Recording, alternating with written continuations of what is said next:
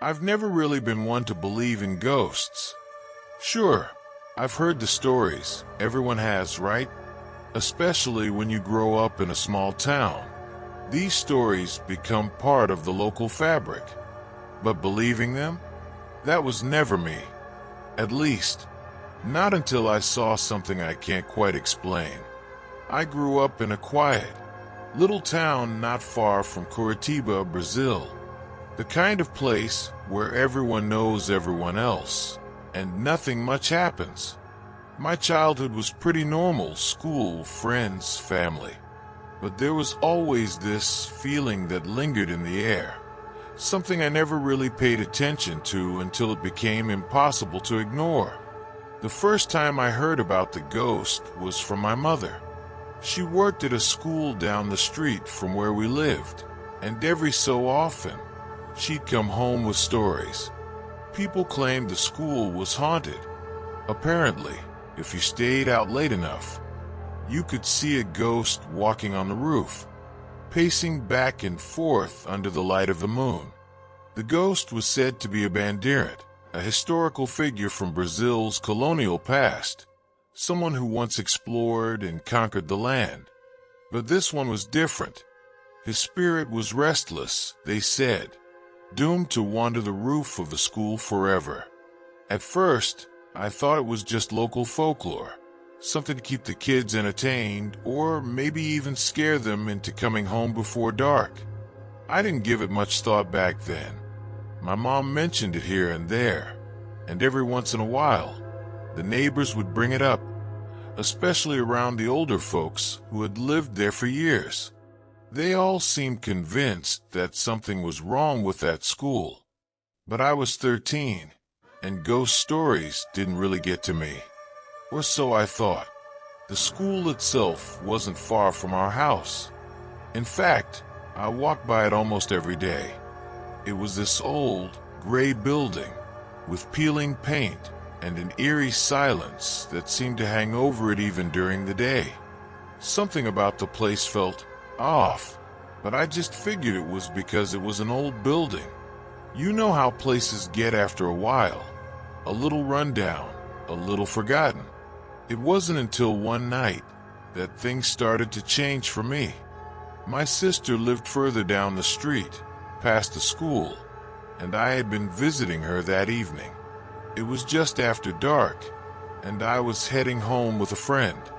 We weren't really paying much attention to the school as we walked past it. The street was quiet, except for the occasional rustling of the wind through the trees, and the only light came from the moon overhead. There were a couple of street lights, but none of them worked near the school. That whole stretch of road was dark, almost unnaturally so. We were laughing about something, honestly. I can't even remember what it was now. But I suddenly felt this strange urge to look up. I don't know why. It wasn't like I heard anything or saw something out of the corner of my eye. It was just this feeling, like I needed to see what was above me. So, I stopped walking and lifted my head, and that's when I saw it. At first, I thought it was just the moon reflecting off the roof of the school. But then I realized it wasn't the roof that was catching the light. It was something else, something metallic. My heart skipped a beat, and I squinted, trying to make out what it was. And that's when I saw the shape. It was a sword, the blade of a sword, glinting in the moonlight. For a second, I couldn't move. My eyes followed the shape of the sword, and that's when I saw the figure holding it. It was hard to make out, just a shadow against the night sky. But there was no mistaking it. Someone, or something, was standing on the roof of the school, holding that sword, just like the stories had said. My friend must have sensed something was wrong, because she asked me what I was looking at. I pointed to the roof, but before she could even take a proper look, she freaked out. She grabbed my arm and started pulling me, saying we had to leave right now. She didn't care what I had seen. She just wanted to get out of there. And honestly, I didn't blame her. Something about the way that figure stood there, completely still, made the hair on the back of my neck stand up.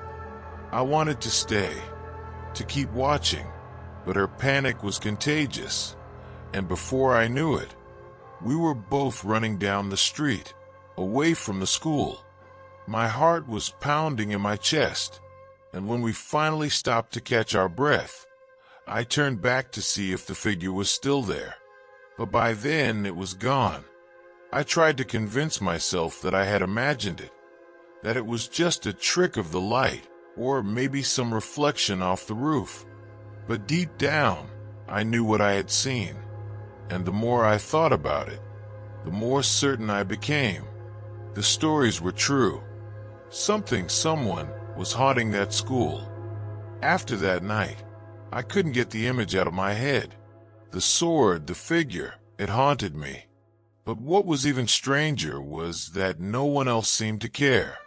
My friend refused to talk about it. Every time I brought it up, she would shake her head and change the subject, like it hadn't even happened. I wanted to believe it was just my imagination, that maybe I had seen something ordinary and made it out to be more than it was. But deep down, I knew better.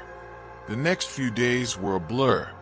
I tried to carry on like normal, go to school, hang out with friends, but that figure on the roof was always lurking at the back of my mind. Every time I passed the school, I felt a chill run down my spine, like someone, or something, was watching me. The street around the school seemed darker than usual, even during the day, and I couldn't shake the feeling that I wasn't alone. I started asking around, trying to see if anyone else had seen something strange. My mom mentioned the old stories again, the ones about the bandirant, but she didn't seem too concerned. People always say the school's haunted, she told me with a shrug, but no one's ever been hurt. It's just a story to scare the kids. But it didn't feel like just a story anymore. Not after what I'd seen. I began walking home a different way, taking the long route to avoid passing the school. It wasn't out of my way, really, and I told myself it was just a coincidence. But every time I thought about going back down that street, my stomach would twist in knots. I couldn't do it. Not yet. Then, one night, something happened that I couldn't ignore. It was a few weeks after the first incident. I was sitting in my room, finishing up some homework when I heard it. At first, I thought it was just the wind. It was one of those quiet, still nights where everything feels a little too calm. But then the sound came again, louder this time. A sort of scraping noise, like something metal being dragged across concrete. I stood up, walking over to the window, and looked out into the street. At first, everything looked normal. The road was empty, the streetlights casting long shadows across the pavement. But then I saw it, a shadow moving along the edge of the school, just barely visible in the dim light. It was slow, methodical, like someone was pacing back and forth. My heart started racing.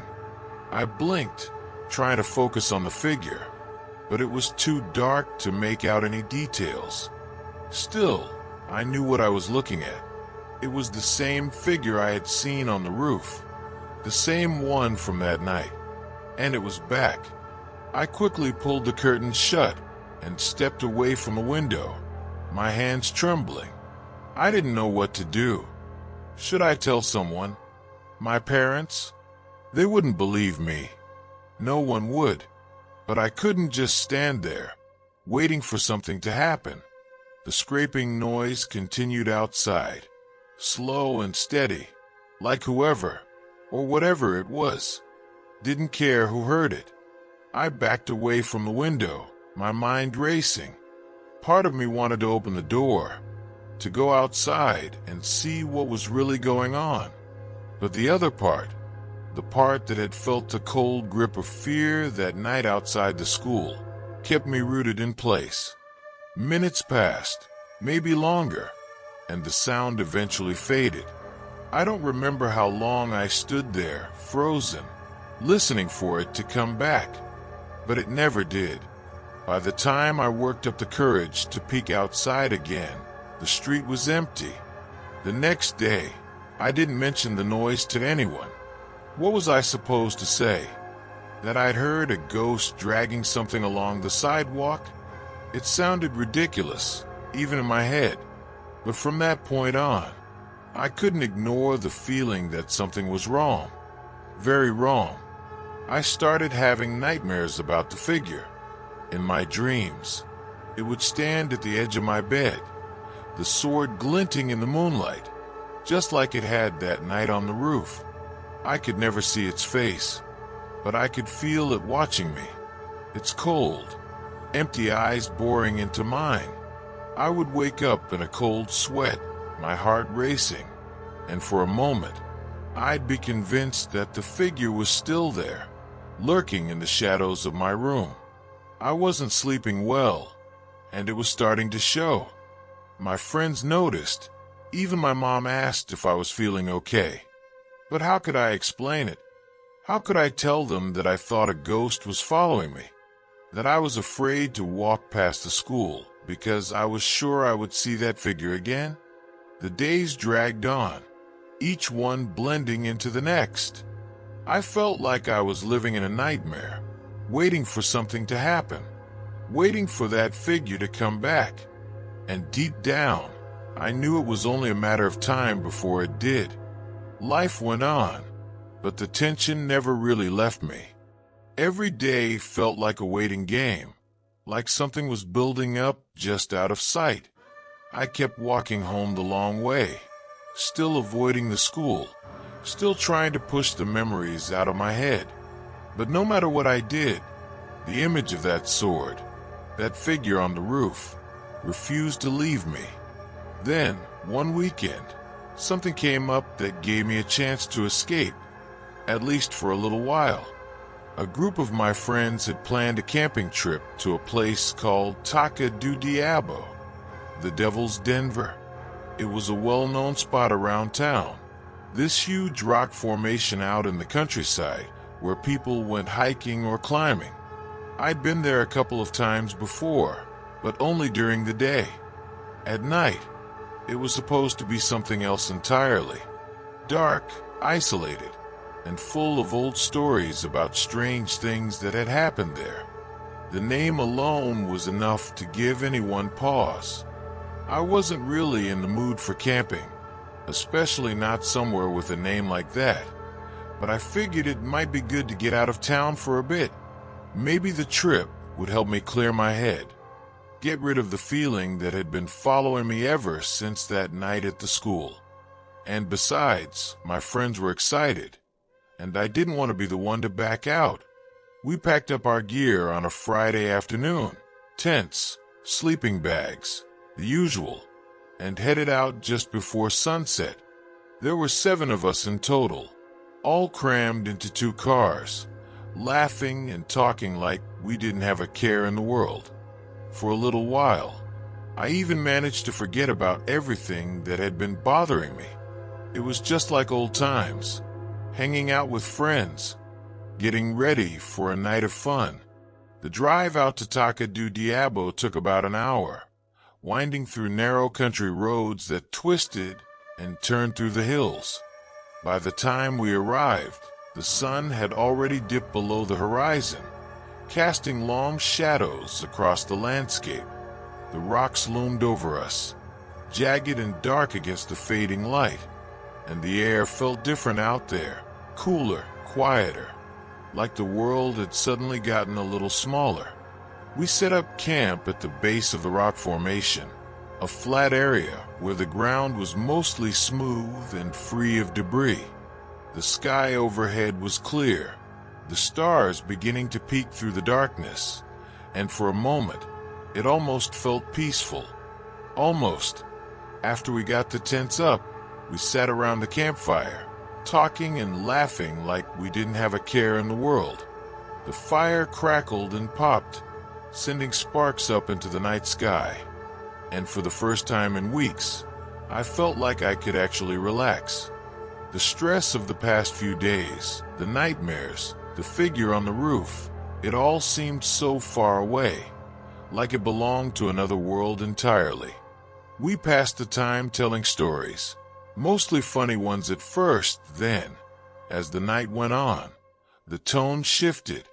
It's hard to sit around a campfire in a place called the Devil's Den without the conversation eventually turning to ghost stories. One by one, we shared the creepiest things we'd ever heard, the weirdest things that had happened to us. It was all fun and games at first, but then someone brought up the old stories about Toca do Diabo. Apparently, the place had a history, and not just because of the creepy name. People said they'd seen things out here, strange lights, figures in the shadows, things that didn't make sense. Some said the place was cursed, others that it was haunted by the spirits of old settlers or travelers who had died out in the wilderness. I didn't really believe in any of it. After all, these were just stories, right? But as we sat there, the fire casting long shadows across the rocks, I couldn't help but feel a little uneasy. It was quiet, too quiet, and the darkness seemed to press in around us, like the night itself was watching. It was close to midnight when we finally decided to turn in. We put out the fire, crawled into our sleeping bags, and tried to settle down for the night. I remember lying there, staring up at the dark fabric of the tent, listening to the wind rustling through the trees. It was the kind of night where you could hear every little sound, every twig snapping, every leaf falling, and it was hard to shake the feeling that something was out there watching. I closed my eyes, trying to force myself to sleep, but sleep didn't come easily. My mind kept drifting back to the stories, to the figure on the roof, to the feeling that had followed me ever since that night. I told myself it was just nerves, that I was overthinking things. But even as I tried to push those thoughts away, I couldn't shake the unease that had settled deep in my gut. Then, just as I was starting to drift off, I heard it. At first, I thought it was a dream, a distant popping sound, like fireworks going off far away. But then it came again, louder this time, sharp and unmistakable. Gunfire. I sat up, my heart racing, straining to hear. The popping sounds were coming from somewhere up on the rocks, echoing down the hillside. I glanced over at my friends, but no one else seemed to be awake yet. I thought about waking them, but I hesitated. What if it was nothing? Just some hunters or campers, someone out shooting for fun? But deep down, I knew it wasn't that. There was something off about the sound, something that made my skin crawl. And then, out of the corner of my eye, I saw it. Up on the ridge, just barely visible in the pale moonlight, were two figures. One of them was staggering, leaning heavily on the other. Even from this distance, I could see the way they moved, slow, labored, like they were struggling to stay on their feet. And one of them was holding something in his hand, a sword. My blood ran cold. I blinked, trying to make sense of what I was seeing, but there was no mistaking it. The figures were coming down the hill, and they were coming straight for us. For a moment, I was frozen in place. My mind raced, trying to find some explanation for what I was seeing, but nothing made sense. I watched as the two figures moved slowly down the hill, the moonlight reflecting off the blade of the sword, just like it had at the school. They were close enough now that I could see the details more clearly. The tattered clothing, the pale skin, the way they stumbled as if they were barely holding on to life, or maybe death. The one with the sword was leading the way, and the second figure was slumped over, a dark stain spreading across their chest, a wound maybe. It was hard to tell from this distance, but it looked like blood. My heart pounded in my ears, and I felt a cold sweat break out across my skin. This couldn't be real. It had to be some kind of trick, some kind of sick joke, but I couldn't tear my eyes away from them. I glanced around at my friends, still fast asleep in their tents, unaware of what was happening just a few hundred feet away. I wanted to wake them, to scream and tell them to run, but I was afraid. What if the figures heard me? What if they saw me? My pulse was racing. My thoughts were a blur, but something inside me told me to stay quiet, to wait. Maybe if I stayed still, if I didn't move, they would pass by without noticing us. But they didn't. The figures were getting closer, and I could see now that they weren't walking. They were floating. Their feet hovered just above the ground, moving soundlessly across the rocky terrain. My breath caught in my throat. I tried to back away, my hands trembling as I reached for the zipper of my tent. But before I could move, something happened that made my blood run cold. The air around us grew heavy, like the atmosphere had shifted. The wind that had been gently rustling the trees came to a sudden halt, leaving everything eerily still. It was as if the world itself was holding its breath, waiting for something terrible to unfold. I could hear the faint sound of my heartbeat thudding in my ears, and then I realized there were no other sounds. No insects, no birds, no distant rustling of leaves. Just silence. And then the gunfire stopped. I looked back at the ridge, and that's when I saw it. The second figure, the one that had been slumped over with a wound in its chest, suddenly collapsed. It fell to the ground in slow motion, the body hitting the rocks with a soft thud that seemed to echo in the silence. The figure with the sword stopped, standing over the fallen body, and for a moment, it didn't move.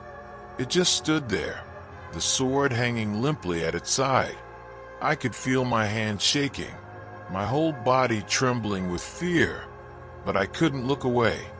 I didn't want to see what was going to happen next, but some part of me knew that I had to, that I couldn't turn my back on this. The figure with the sword bent down, crouching beside the fallen one. I thought maybe it was going to help, maybe it was over, but instead, it reached out and gripped the hilt of the sword, lifting it high above its head. And then, in one swift motion, it brought the blade down. The sickening sound of metal slicing through flesh filled the air, and I felt my stomach turn. I clapped a hand over my mouth to stifle a gasp, but it was too late. The figure's head snapped up, its hollow, empty eyes locking onto mine. It had seen me. I don't know how long we stood there, staring at each other across the open field. It could have been seconds, minutes. I had lost all sense of time. All I knew was that I was paralyzed with fear, unable to move, unable to breathe. The figure stood up slowly, the sword glinting in the moonlight as it pointed the blade in my direction. I knew what was going to happen next. I knew that it was coming for me. Before I could even process what was happening, the figure started to move. It wasn't floating anymore.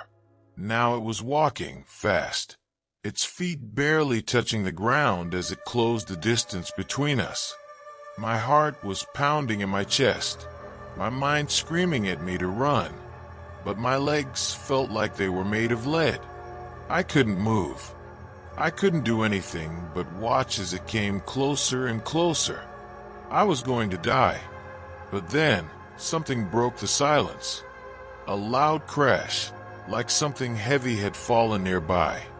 The figure stopped in its tracks, its head jerking to the side, as if it had heard the noise too. I blinked, my heart still racing, and in that split second of distraction, I finally found the strength to move. Without thinking, I turned and bolted out of the tent, stumbling over the uneven ground as I ran toward my friends. My mind was in a panic. The only thought running through my head was to get away, to get out of there before the figure caught up to me. I could still hear the sound of it behind me, the sword scraping against the rocks as it followed. I reached the nearest tent and shook my friend awake, my voice a frantic whisper. "We have to go. Now." At first, he looked confused, groggy from sleep, but the look of terror on my face must have been enough to convince him that something was wrong.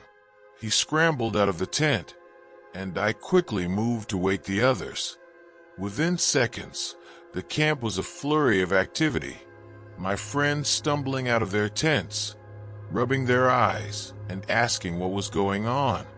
I didn't have time to explain. I didn't even know how to explain. All I could do was point toward the ridge, where the figure still stood, watching us with those cold, hollow eyes. "We have to leave," I said, my voice trembling. "We're not alone." Part 5. The Aftermath. Lingering questions. It's strange how something so vivid, something so real, can leave you questioning your own senses. To this day, I still wonder whether what we saw that night was just a collective hallucination brought on by fear and the dark, or whether it was something much worse, something otherworldly. The days after the encounter were a blur of confusion and anxiety. I remember sitting with my friends in the days that followed, all of us trying to make sense of it, but no one could say anything definitive. We spoke in hushed voices, as if we might accidentally summon the figures again if we weren't careful. The entire group had gone quiet, each of us dwelling on what we'd seen but unsure of what to make of it. I couldn't shake the feeling that those soldiers weren't just figments of our imagination. There was something about the way they moved, the way the moonlight hit them, that felt too real to be a hallucination. But at the same time, how could they have been anything but? I'll admit, there were times when I tried to convince myself it was just a trick of the light, a play of shadows and mist. But those arrows, the wound on the soldier's chest, it didn't feel like an illusion. No, it felt heavier, like I was witnessing something that shouldn't be possible. The vividness of it all still haunts me. We never went back to that hill. The thought of returning to that place, of seeing those figures again, was more terrifying than I could bear. Even now, when I drive past that area on the outskirts of town, I can't help but glance nervously toward the hill, half expecting to see something move in the shadows. I wish I could say I found peace with it, but I haven't. What we saw that night still lingers in my mind, like a memory that refuses to fade. I've heard similar stories since then, from people who've had their own encounters with the supernatural, but none of them feel quite like mine. They all seem to be missing something. The weight, the dread that settled over me as I stood there, frozen in fear, watching those ghostly figures approach. There are nights, still, when I close my eyes and see them. Not just the figures on the hill, but the faces of those soldiers, etched into my memory. I hear the distant crack of a gunshot in the valley, and for a moment, I feel like I'm back there again, frozen in that moment, unsure if I'm dreaming or awake. But I don't try to explain it anymore. I've learned that some things can't be explained, and maybe they're not meant to be. The night I saw the soldiers, those haunted figures in the moonlight, wasn't a dream. It wasn't a coincidence. It was something beyond understanding. And maybe that's what keeps me up at night. Not the fear of what I saw, but the nagging question of what it all meant. I don't know if I'll ever get an answer. Maybe the answer doesn't even exist. But one thing is certain. I'll never forget what I saw that night. And in a way, I'm glad I won't. Some mysteries aren't meant to be solved.